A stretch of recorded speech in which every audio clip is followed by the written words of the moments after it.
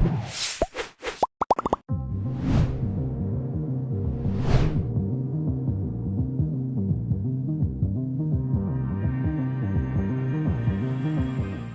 virus corona memang sangat berdampak besar bagi semua sendi kehidupan, terutama kehidupan ekonomi di tanah air. Tidak hanya masyarakat hingga selebriti yang ikut mengalami hal itu, namun juga pelaku usaha pun ikut merasakan dampak yang besar bagi sektor usahanya. Hal itu juga dirasakan pelaku bisnis asal Bali seperti Aji Krisna. Dikenal sebagai salah satu pebisnis sukses di Pulau Dewata, Bali, usaha Aji Krisna sempat mengalami penurunan drastis. Bahkan Aji Krisna harus menutup beberapa outlet usahanya demi mengurangi biaya operasional. Selain itu, situs pandemi ini juga memaksa Aji Krisna harus merumahkan 2.000 karyawannya dari total 2.500 karyawan yang dimilikinya. Ya bicara sebelum pandemi dan setelah pandemi ya. Memang kalau sebelum pandemi Bali itu kan selalu jadi kunjungan wisata. Nah sedangkan Bali itu adalah memang hidupnya itu dari pariwisata. Begitu pandemi memang sangat terdampak sekali. Terutama dari bulan Maret boleh dibilang lumpuh total lah Bali. Lumpuh total Bali. Nah terutama dari bulan Maret sampai bulan Juli ya. Maret sampai Juli itu luar biasa, parah banget Bali. Nah sedangkan setelah bulan Juli, di bulan Juli awal, terutama pertengahan Juli, sedikit tidak pariwisata mulai menggeliat, terutama turis lokal. Nah kalau turis asing sampai saat ini belum dibuka. Tapi kalau turis lokal, terutama pasar domestik, Bali itu boleh dibilang sudah dibuka dan kunjungan pariwisata di Bali, terutama pasar domestik, sudah menggeliat lah. Ya, kita ngomongin bicara tentang toko saya yang ada di Bali, oleh-oleh saya yang ada di Bali, ya boleh dibilang di angka 30-40% sekarang, terutama di bulan November dan Desember. Tapi sebelumnya di bulan Juli itu sampai bulan 10 itu berat. Ya. Tetapi masih bisa untuk biaya operasional. Masa pandemi itu dari Maret sampai bulan Juli saya tuh merumahkan kurang lebih 2.000 karyawan. Total karyawan saya adalah 2.500, yang dirumahkan 2.000. Yang saya jual di masa pandemi kan kita ada 32 outlet. 32 outlet, bahkan yang kita udah tutup permanen, satu toko yang di Kota Tua, kita udah tutup permanen. Terus di Lopina kita ada restoran, kita udah tutup permanen. Terus di Denpasar sendiri kita ada transport, kita udah tutup permanen. Artinya yang kita tutup ada 4. Ada restoran kita tutup, toko yang Jakarta kita tutup, warung artis kita tutup, termasuk transport kita tutup.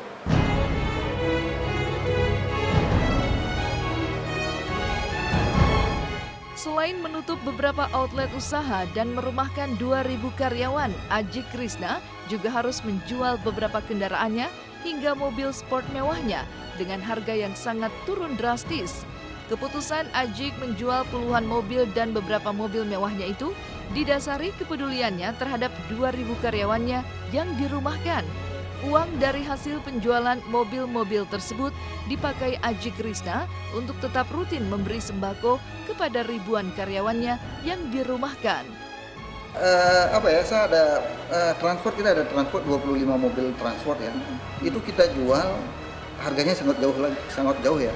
Bahkan harga yang Innova seharusnya mungkin 350 juta, cuman jualnya 200. Jual rugi berarti ya? Jual rugi. Di masa pandemi itu makin cepat jual makin aman, makin lama dijual makin didiemin makin murah dia, karena pandemi ini ternyata kan lama. Punya Toyota Ayz yang seharusnya harga 225, kita jualnya 150. Yang menyedihkan lagi, saya beli Ferrari 12M, kita jualnya 6M. Terus kita beli Bentley, jualnya malah 2,9. 2M900, harga barunya ya berapa? 8 miliar.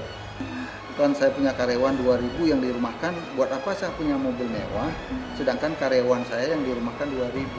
Artinya saya gunakan uang Ferrari itu untuk membiayai kalau sampai pandemi ini lama, uang itu kita untuk biaya untuk untuk ngasih sembako tiap bulan untuk karyawan. Nah, memang sampai saat ini di masa pandemi ini kita masih tetap sembako buat karyawan. Ya, kita nggak membayangkan akan situasinya seperti yang boleh dibilang menyedihkan lah gitu. Memang saya bulan 6 itu ada beberapa mobil mewah kita jual.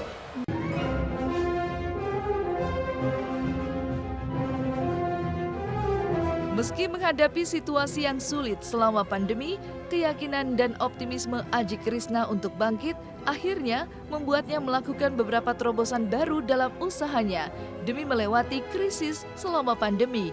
Dan siapa sangka, kini setelah 8 bulan menghadapi masa pandemi ini, satu persatu usaha Aji Krishna mulai kembali beroperasi. Perjuangannya melewati krisis pandemi pelan-pelan berbuah manis. Tapi saya merasa bersyukur, meskipun pandemi, ya saya tetap harus bangkit. Bagaimana saya harus bangkit? Kalau saya hanya diam di rumah, hanya merenung, mungkin bisa stres. Ya, saya hanya bersyukur. Saya boleh bilang bersyukur, Krishna bisa, toko saya bisa keluar dari krisis pandemi. Karena kebetulan di masa pandemi ini kan, bayangin dari Maret kita libur. Dari Maret kita libur sampai saat ini udah 8 bulan.